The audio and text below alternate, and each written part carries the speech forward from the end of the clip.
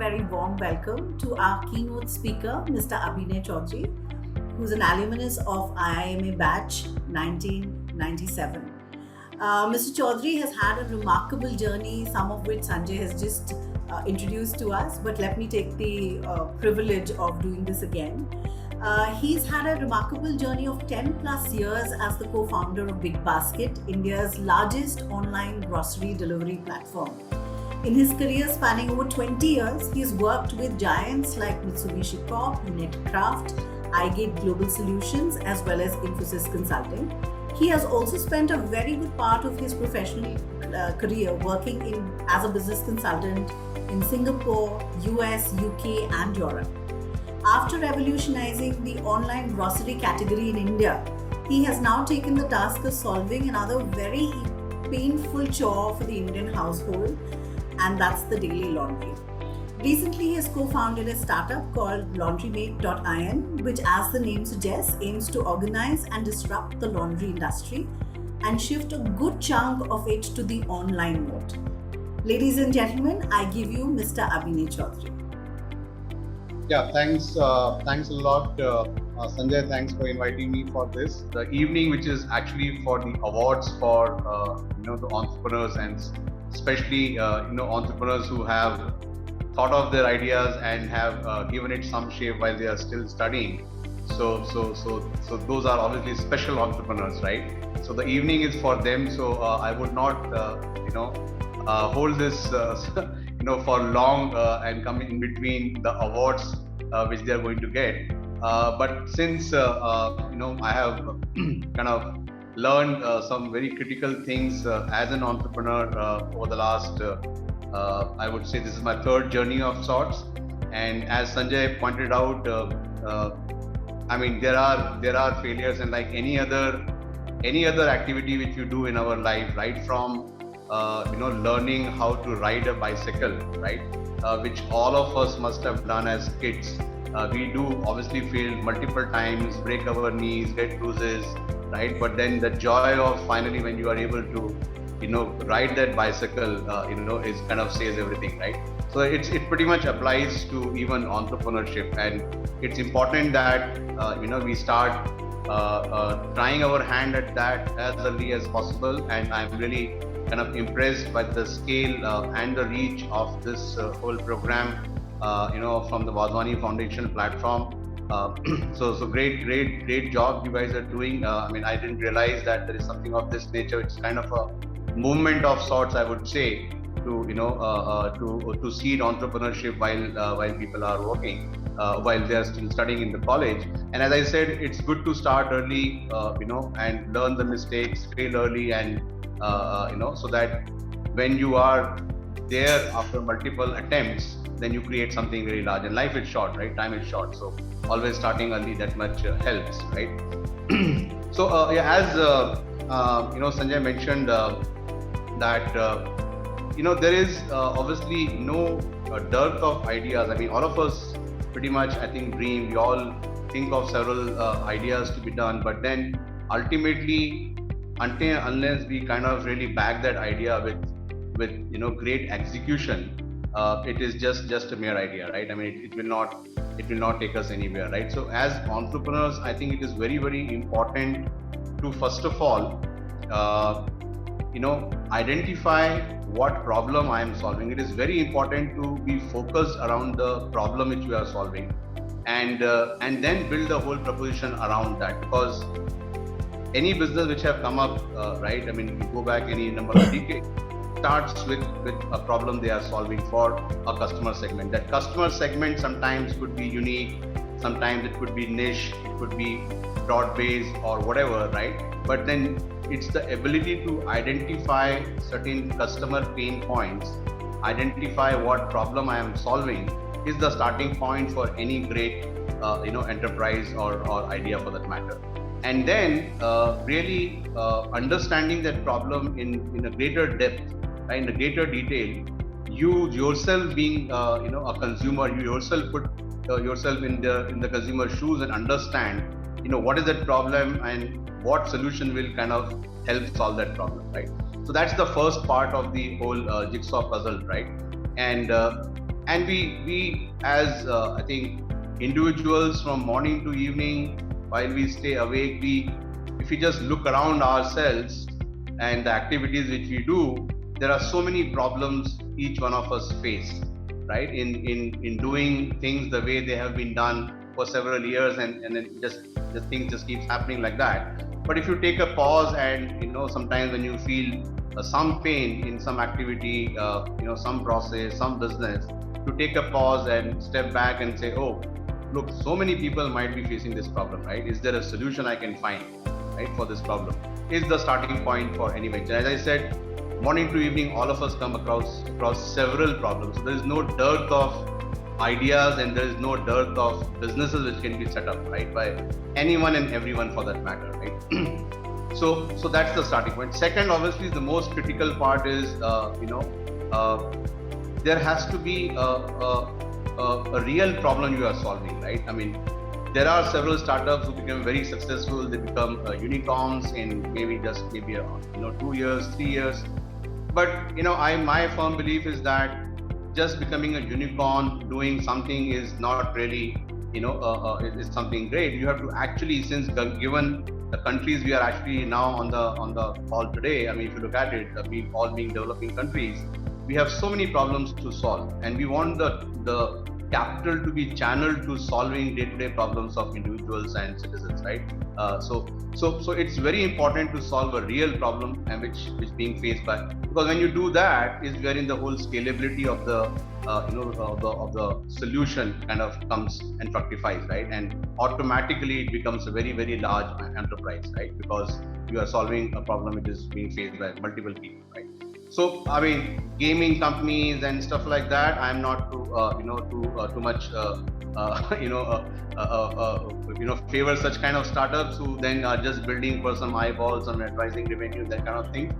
Solve real problems, right? Solve real problems. And when you are at it, you need to really have a model, which is a financial model, which is sustainable. A lot of times, ideas which are there to solve a problem are not backed by the financial viability of that solution. So that's the second, I would say, puzzle, part of the jigsaw puzzle. When you are looking at setting up enterprises, focus on, is this business sustainable? Because if it is not sustainable, leave the investors aside who might come and back you because that idea has, been successful elsewhere in the world, and they had a great return. But you as an entrepreneur, if that idea doesn't work in the country, in the space you are operating, right? So they may lose the investment, but they might get some better returns elsewhere. So they might not be at such a big loss, but you as an entrepreneur would have wasted your crucial time pursuing something which is not financially viable, right? So it's very, very important to take that hard look and not just go by what is the trend in the market, what is the trend in elsewhere in other countries, right? You have to see, in my market, where I plan to do this, is this sustainable or not? I mean, I will just give an example to it. For example, in US, this whole, asset light models in the grocery space. I spent 10 years there, so I would want to just share, small piece of learning over there. So Instacart is a successful model over there, right? And they are, I think, upwards of now some 20-30 billion as an enterprise value. They are on asset light model wherein they don't have any backend, they don't have any warehouses, they don't store their own inventory, right? And there are big investors who have obviously succeeded by backing that kind of a model there.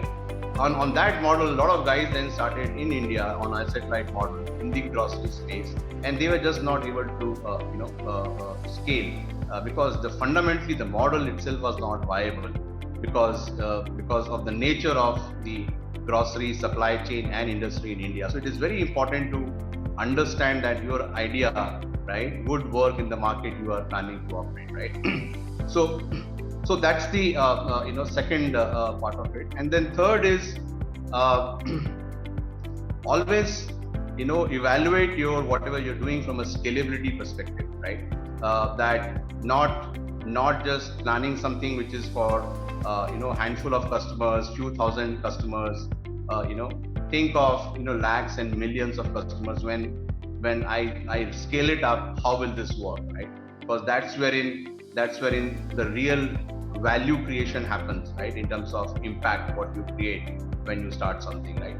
So so those are the three, I would say, key elements. Then there are so many other things which are very, very critical in terms of obviously the team you work with, the co-founders, the team you hire, all of those, and what values are there, what kind of a corporate governance you have. All of those multiple things are there. But when you guys are at early stages in your college, looking at ideas, just basically evaluate them on these three parameters, then you will have a higher chances of success. I mean, talking about failures, Sanjay said that I got lucky with one. Yes, so I started actually during the first wave of .coms in 2000, and it was actually called Style Country. It was in the online lifestyle space. So I actually set up the whole thing from scratch. I was with Mitsubishi Corporation prior to that. It's a multinational job. That was my first job after campus on IMA, and I was having living a very good life, because it was a very, very cozy job. It was kind of a golden handcuff of sorts. But then I wanted to do something different. I wanted to do something which I could create on my own, and I was pretty restless over there. And that's when the first .com started. The first wave in 1999-2000 is when I quit that job and set up this company, and I launched it in May and shut it down in August. I quit my job in December 99, launched the startup Style Country in May, and I shut it down in August. That short was the journey. But that 6 months, what I learned, right, really helped me when I set up BigBasket in 2009, right? So obviously I went back to corporate job, did a lot of other stuff, but always kept looking at what can be done, right? And then finally, all of that actually fell in place. And it was a very difficult kind of a space, because in India everybody believed that online grocery, it's not going to work. Indian housewives want to touch and feel, and hence there is no market. But since as I mentioned in the beginning, how well you understand the problem, how well you yourself realize what are the pain points by being a consumer, right, and being in the consumer's shoes, gives you that enough confidence that what is the pain point and how best to solve it, right? And fast forward 10 years, BigBasket actually is the number 2 online retailer of fruits and vegetables, number 2 in the country, right? Wherein people were saying that Indian housewives will not buy fruits and vegetables online because they want to touch and feel, right? So it was. The reason people were actually going out and touch and feel in India is because the quality is not consistent in the stores. It is not standard quality. So if I have to go and pick the right quality, I have no choice but to pick the best 1 kg, 2 kg I want to buy in the store from the heap, because it's all mixed stuff, right? And hence I have to touch and feel. But if somebody said, no, everything is perfect, the entire lot what is kept over there is all good quality, there's no need to touch and feel. So when in the online mode, we did that sorting and quality, standardization at the back end and gave it to the customers, they could not believe it. They said, oh, this is a great quality. I can't even find it at the store, right? And on top of that, you guys are giving me a no questions asked return and refund policy right at the doorstep. So why should I even step out? And fruits and vegetables buying was the biggest pain for customers in India, because that is something you do very often. You have to do it every second, third day, because you can't stop for the whole month, right? And nobody, online grocery guys who came then and even till 5 years after BigBasket, had fruits and vegetables in their catalog, because it's a very challenging category to get in, right? So that's some of the learnings. Now after going through that great journey, great learnings, I'm now looking at similar kind of a problem which is felt by every household, which is spending a lot of time doing the laundry at home, pretty much building on the similar kind of principles and concepts. And let's see. Now before I wind up, I just want to again just to hope I can contribute to the overall cause of the Wadhwani Foundation behind all of these programs which have been set up and being supported by such a large team across the world. Uh, in terms of really encouraging, motivating all of you guys who are trying their hand at entrepreneurship while you are still studying, it can never be a better time actually to start, right? Because 15, 20 years, as Sanjay also mentioned, you would have loved if you were aware of something of this nature or something of this nature existed, right? But there was nothing. If you just go back 15, 20 years, entrepreneurship was actually a bad word in this country, in India at least, right? Because until you need to just get into engineering or medical, or be an MBA. If you are not able to do any of these as a kid, then you are a waste, right?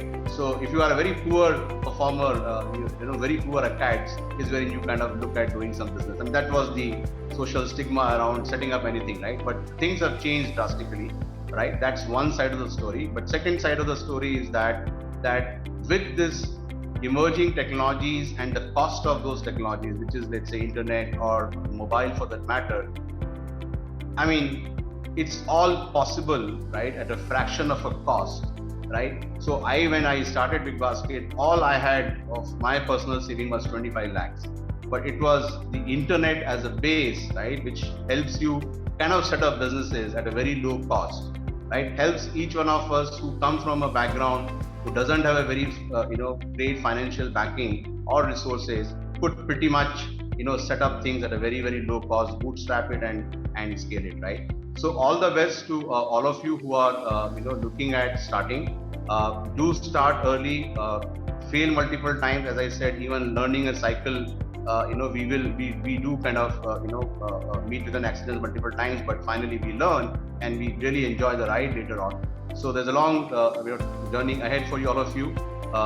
So please make your mistakes early, so that when you are at the right time, at the right stage, you are able to make it big. So all the best, and thanks for inviting me. I hope in some way I would be able to contribute to the overall objective of Wadhwani Foundation.